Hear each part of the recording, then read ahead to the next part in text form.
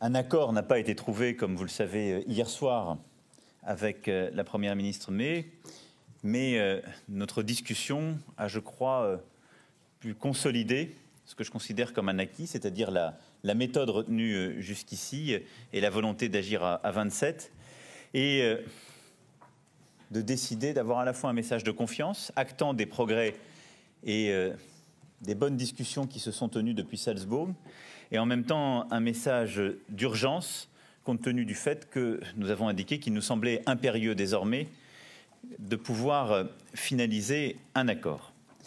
Toutes les solutions techniques sont connues et le mandat qui a été donné à notre négociateur au mois de mars dernier, Michel Barnier, est quant à lui inchangé. Nous avons donc hier soir réaffirmé notre confiance à Michel Barnier et le mandat de celui-ci. Et c'est aujourd'hui très clairement à la Première ministre et ses équipes de revenir avec une solution sur la base des compromis politiques nécessaires du côté du Royaume-Uni. C'est donc un message d'unité et de responsabilité qui a été donné hier soir. Nous souhaitons tous avancer rapidement, finaliser dans les prochaines semaines un accord de retrait qui doit comporter les garanties nécessaires justement pour l'Irlande et définir notre relation future sans ambiguïté. Notre volonté, je l'ai déjà dit à plusieurs reprises, est dans ce contexte évidemment de préserver l'intégrité du marché unique qui fait là aussi notre force. Nous avons donc confirmé le mandat de Michel Barnier et lorsque les négociations auront permis d'obtenir un accord, celui-ci nous sera soumis pour agrément, donc en temps voulu. Nous avons aussi parlé de notre avenir commun dans l'Union européenne et c'était l'objet des discussions de ce matin et de ce midi. D'abord sur les sujets migratoires. Là-dessus, dans les tout prochains mois, puisque nous nous sommes donné plusieurs objectifs pour la fin de l'année, des avancées devront être consolidées et je veux saluer ici l'engagement de la présidence autrichienne sur celles-ci qui désormais font consensus, le renforcement de l'Agence européenne de protection de nos frontières, donc Frontex, dont les effectifs seront augmentés, et l'accélération des procédures de reconduite des migrants qui ne remplissent pas les conditions du droit d'asile en Europe. J'ai insisté pour ma part sur la nécessité de finaliser les 7 textes aujourd'hui en discussion. Nous avons, depuis le mois de juillet, bien avancé sur 5 textes qui sont aujourd'hui prêts à être totalement conclus. Et j'ai insisté sur la nécessité de trouver, et je crois qu'il y a une vraie convergence franco-allemande sur ce point, un accord sur le texte de la réforme de Dublin et des procédures, qui sont les 2 textes restants. Ces 7 textes devant être finalisés, à nos yeux, avant la fin de cette mandature. Nous défendons également en matière de sécurité les progrès essentiels qui ont été actés, comme l'obligation de retrait des contenus terroristes sur Internet dans un délai d'1 heure, ce qui est une proposition de la Commission que la France, comme vous le savez, avec le Royaume-Uni, avait beaucoup porté et qui doit aboutir avant les élections européennes. Cette Europe de la protection, à laquelle je crois et que j'ai défendue il y a plusieurs mois dans le discours de la Sorbonne, est marquée par plusieurs avancées en matière de cybersécurité, de lutte contre le terrorisme, de meilleure coopération et les conclusions du Conseil d'aujourd'hui la manifestent. Cette Europe de la protection, c'est aussi l'Europe du climat, de la lutte contre le changement climatique. Et dans moins de 2 mois se réunira la COP en Pologne pour donner plus de force aux accords de Paris. Nous avons défendu l'idée que l'Union européenne devait revoir ses engagements de réduction d'émissions pour les rendre plus ambitieux. Les ministres de l'Environnement ont pris des décisions en ce sens la semaine dernière, sous notre impulsion, avec de nombreux partenaires européens. Je me félicite que nous ayons réussi à trouver un accord qui était, je le rappelle, plus ambitieux que le texte initialement soumis. Et nous devons conforter cet engagement. Je mènerai ce combat, vous pouvez le croire, jusqu'au bout. Et je souhaite que nous puissions marquer cette nécessaire ambition européenne qui a été évoquée ce matin sur la base d'un texte de compromis en vue de la COP de Katowice, mais qui doit nous conduire dans les prochains mois à prendre des décisions additionnelles. Cette Europe plus forte, c'est également celle d'une zone euro réformée et consolidée. Sur ce point, nous avons donc eu une discussion en présence du président de l'Ecofin Eurogroupe et du président Draghi. Et notre discussion a d'ailleurs beaucoup tourné sur la base des propositions faites à Meseberg en juin dernier par l'Allemagne et la France. Nous avons, sur cette base, en juin dernier, décidé collectivement qu'un ensemble de décisions seront prises en décembre. Nous faisions à ce titre un point d'étape. À mes yeux, les travaux n'ont pas encore assez avancé, et je l'ai dit, et je considère que nous devons maintenant accélérer les travaux au niveau des ministres de l'économie et des finances pour pouvoir finaliser en décembre ce sur quoi nous sommes convenus justement d'avancer en juin dernier. Je considère pour ma part que tous les débats que nous avons depuis un peu plus d'un an confortent dans la conviction de renforcer la zone euro. Pour deux raisons. L'une externe. L'Union européenne, comme les États membres de la zone euro, ne construiront jamais leur souveraineté économique, commerciale, financière sans une monnaie forte et sans une zone euro réformée. C'est impossible. Et donc, on ne peut pas être efficace dans la géopolitique contemporaine si on n'a pas une vraie monnaie au statut international. Ça suppose la réforme de la zone euro. Et ceux qui prétendent vouloir faire de l'Europe une puissance mais sont contre la réforme de la zone euro nous mettent dans une situation impossible. Et de l'autre, sur le plan interne, nous avons de meilleurs résultats, les chiffres sont meilleurs, mais on voit bien qu'aujourd'hui, le fonctionnement de la zone euro ne permet pas de bien allouer l'épargne qui s'accumule dans certaines zones de la zone euro et ne va pas financer d'autres endroits, et ne permet donc pas un financement de notre économie satisfaisant, et donc une croissance satisfaisante qui permettent d'ailleurs le développement et la réussite des classes moyennes européennes. Et donc pour ces deux raisons, l'une externe, l'autre interne, je considère que les objectifs que nous nous sommes fixés en franco-allemand en juin et ce que nous avons décidé quelques semaines plus tard au niveau du sommet européen est absolument indispensable, et je souhaite donc que nous puissions accélérer les travaux d'ici au mois de décembre pour avoir des conclusions fermes sur ce sujet. Voilà en quelques mots le compte-rendu de nos discussions de manière synthétique. Je vais maintenant répondre à toutes les questions que vous vous posez sur ces dernières et sur le contexte. Je vous en prie. Bonjour, Laurence Benamou, Agence France Presse. Monsieur le Président, vous dites que c'est à Theresa May de revenir avec une solution. Donc, jugez-vous maintenant que l'Union européenne des 27 n'a plus de concessions à faire? Estimez-vous donc que c'est au sein de sa coalition qu'elle doit trouver un accord? Et pensez-vous, comme M. Juncker, qu'il est probable qu'il y aura une extension de la période de transition? Et j'ajoute un autre volet à propos de Frontex. Vous dites qu'il y a un consensus là-dessus, mais est-ce qu'il n'y a pas, du côté des pays de l'Est, de l'Italie, voire de l'Espagne, un blocage, même sur ce sujet, au nom de leur souveraineté? Et j'ajoute à propos de Frontex que sur la question de la frontière franco-italienne, que répondez-vous à M. Salvini, qui reproche périodiquement à la France de refouler des milliers de migrants à la frontière? Merci. Je vais commencer par les dernières questions et remonter, si vous m'y autorisez. J'ai eu une discussion avec le Premier ministre Conté sur ce sujet. D'abord, il est heureux que la France et l'Italie respectent les traités bilatéraux qui les lient, ce qui est exactement ce que nous faisons à la frontière italienne. Nous avons un traité bilatéral qui est respecté scrupuleusement. Et sur ce titre, nous tenons à ce qu'il soit respecté en tous termes. Et c'est pourquoi les incidents qui ont pu avoir lieu sont un fait totalement isolé, que je regrette profondément. Et le préfet s'est déjà exprimé d'ailleurs sur ce point et a pu communiquer tous les détails. Et les dispositions ont été prises pour que de tels incidents ne se reproduisent pas. Mais aujourd'hui, l'organisation qui est celle de la France et de l'Italie de chaque côté de la frontière, elle relève d'un traité qui d'ailleurs préexiste à l'espace Schengen, et que nous respectons de manière très scrupuleuse. Absolument pas, absolument pas. Et nous avons une discussion, je dirais, totalement technique sur ce sujet. Je crois avec un souhait partagé de ne pas faire de mauvaise polémique ou d'instrumentalisation politique. Et c'est ce que je partage avec le Premier ministre italien. Sur Frontex, j'ai eu bien évidemment des discussions avec beaucoup d'États membres et d'États frontaliers, si je puis dire, de la zone Schengen. Je crois que le souci qui est totalement légitime est un souci opérationnel pour beaucoup, c'est de s'assurer que les forces appartenant à Frontex connaissent bien le contexte local et soient en situation d'agir de la manière la plus efficace. Quand on a à protéger la frontière extérieure, par exemple avec le Maroc ou avec tel autre État, ça n'est pas la même chose que protéger la frontière extérieure au nord de l'Europe ou dans d'autres géographies.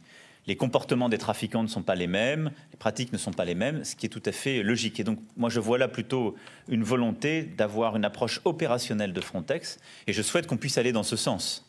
Et c'est un souhait que nous partageons. Ensuite, il faut être très cohérent. Quand on appartient à Schengen, on a une responsabilité en tant que frontière extérieure de Schengen, et ça consiste aussi à la défendre de manière efficace. C'est l'objectif que nous nous donnons avec ce renforcement de Frontex. Sur le Brexit, notre organisation a déjà montré son efficacité et sa flexibilité.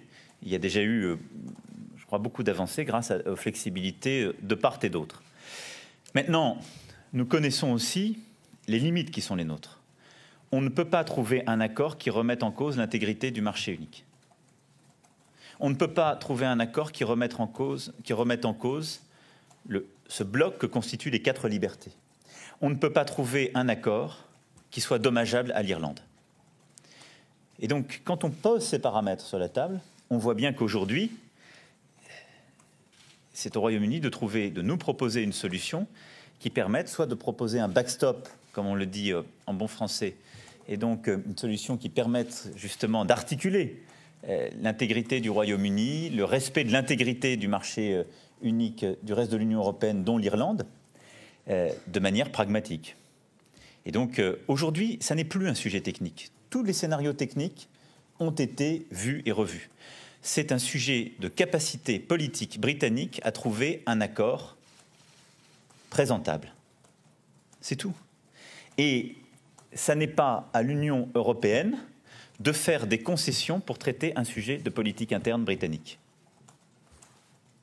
Je ne peux pas être plus explicite sur ce point, mais comme la Première ministre May a été extrêmement engagée tous ces derniers mois pour trouver un accord, je sais qu'elle aura à cœur de trouver le bon compromis politique pour avancer et revenir vers les négociateurs européens.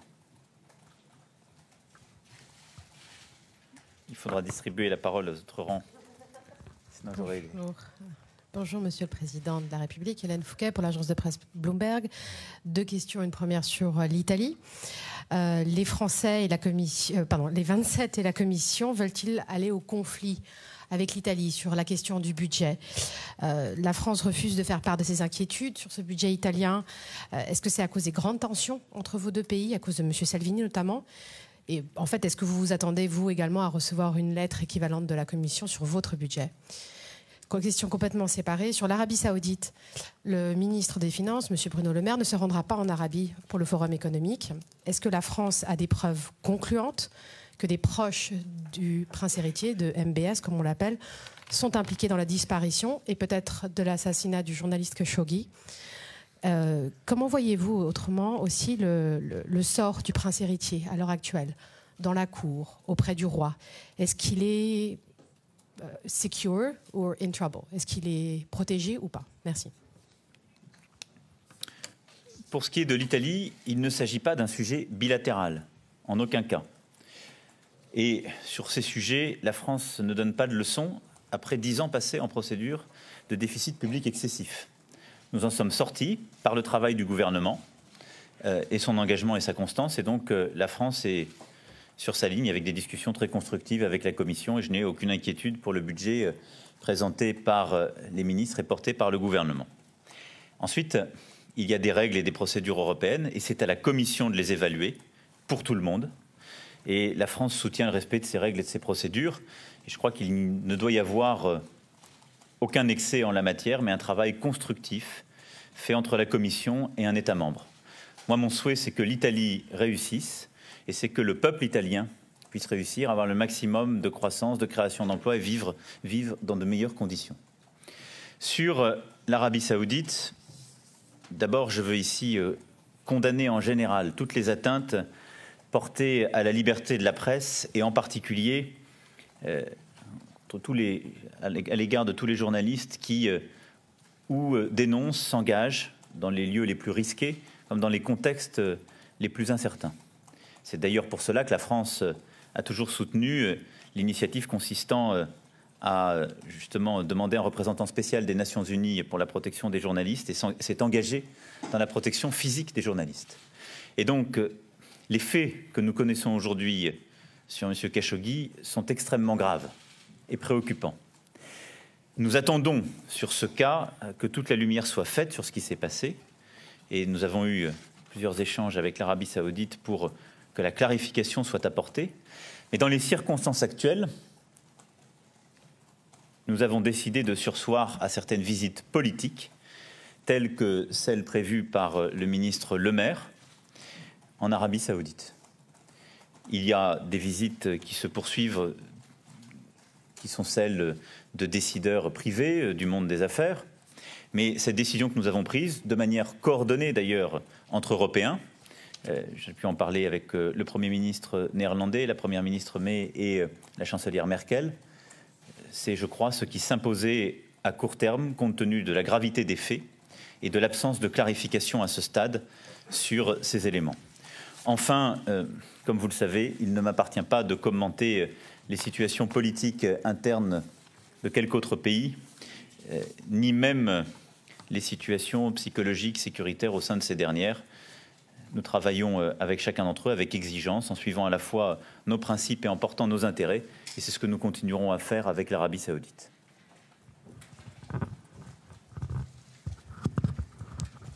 Bonjour Monsieur le Président, Jérémy Trottin pour BFM TV. Une question de politique intérieure. Il y a maintenant un peu plus de 48 heures, des perquisitions ont eu lieu chez des dirigeants de la France insoumise, notamment chez Jean-Luc Mélenchon, son leader, mais aussi dans les locaux de son parti et de son mouvement. On a pu voir, grâce à des images filmées par nos confrères, des scènes assez violentes de part et d'autre. Donc j'aurais voulu savoir quel était votre sentiment à la vue de ces images. Et d'autre part, aujourd'hui, Jean-Luc Mélenchon a dénoncé une opération politique et vous a même finalement visé. Il a estimé que la manœuvre de Macron finalement n'avait pas marché. Que répondez-vous à Jean-Luc Mélenchon? Vous le savez, j'ai à cœur de ne faire aucun commentaire de politique intérieure quand je suis à l'étranger et je me tiendrai donc à cette règle. Nous avons une constitution, elle est claire. L'autorité judiciaire est indépendante dans notre pays et j'en suis le garant pour tout le monde.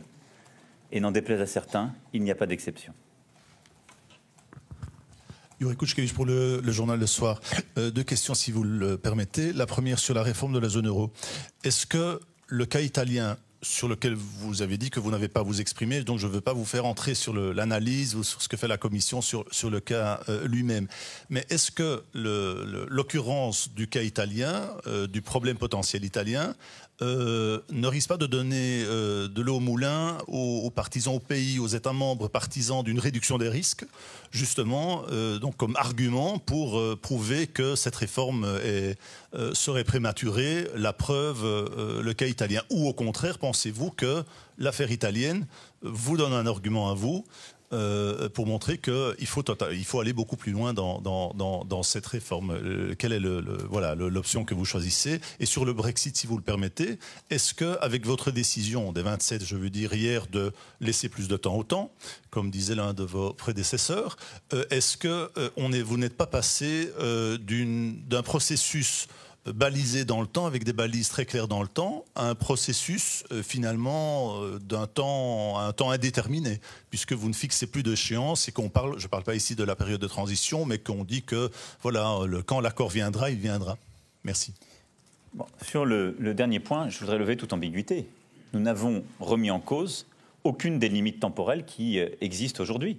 Et donc il y a des limites temporelles qui existent pour l'accord de retrait, pour la période intérimaire, etc., etc. Et donc ces limites-là continuent à exister. Mais il n'y avait pas de limite qui était le Conseil européen d'octobre. Nous avions souhaité pouvoir conclure là. Tout le monde sait qu'en raison des délais législatifs britanniques, il faut vraisemblablement qu'un accord soit trouvé avant la fin novembre. Et que c'est à la fin du mois de mars que les choses doivent être finalisées et clarifiées. Ça n'a pas changé. Donc il n'y a aucune incertitude. Il y a simplement la volonté de ne pas intégrer une pression qui n'est pas du côté des 27. Mais qui est aujourd'hui une clarification du côté britannique à avoir. Donc, je vous rassure sur ce point, nous ne sortons pas du cadre temporel tel qu'il existait jusqu'alors. Et ensuite, c'est l'accord qui sera proposé, et je l'espère agréé, qui permettra d'avancer. Et je vous le rappelle, si les délais ne sont pas respectés, on a alors une situation de non-accord, qui n'est pas ce que je souhaite, mais pour laquelle nous nous sommes préparés. et nous avons pris les dispositions. La France a pris des dispositions législatives. Un texte est passé au Conseil des ministres il y a 15 jours et la Commission européenne a préparé l'ensemble des dispositions en cas d'absence d'accord. Donc le cadre existe et de manière extrêmement méthodique, tout est prêt en cas d'accord ou de non-accord. Pour ce qui est de l'Italie, je ne verrai pas totalement les choses en ces termes. Je pense d'abord que ceux qui défendent la réduction des risques défendent une réduction des risques techniques. La situation que nous avons aujourd'hui en Italie est une situation qui a une raison d'être politique. C'est un choix politique, le budget qui est fait, et que je respecte, il est souverain. Donc je pense que ce n'est pas la même chose que la réduction des risques dont on parle, qui est une réduction des risques bancaires et techniques. Néanmoins, je voudrais attirer l'attention de tous sur les cas que nous vivons en Europe. Je l'ai évoqué encore en m'exprimant et en m'adressant à mes compatriotes français il y a quelques jours. Les extrêmes montent partout en Europe. C'est une réalité. On ne peut pas ne pas la voir. Et on ne peut pas considérer que c'est bénin ou simplement, en quelque sorte, considérer que c'est grave le jour d'après et l'oublier le surlendemain. Pourquoi nous sommes dans cette situation ? Parce que la plupart des dirigeants montrent, par des décisions trop tardives, trop poussives, trop peu claires, l'incapacité à trouver des solutions concrètes aux problèmes quotidiens. Et puis c'est né de deux fractures. Et pour moi, ces deux fractures sont des manques de solidarité. Un manque de solidarité financière au moment de la crise de 2008-2010, qui a créé une fracture nord-sud, et un manque de solidarité lié aux migrations, qui a créé une fracture ouest-est. Et donc, ce que nous devons faire, et c'est le cœur de la philosophie que la France porte dans les débats qui sont les nôtres, qu'il s'agisse des migrations ou de la zone euro, c'est de réarticuler ce couple responsabilité-solidarité. Si on ne donne pas la responsabilité à chacun, de dire on a des règles communes, donc on en est tous les garants, la confiance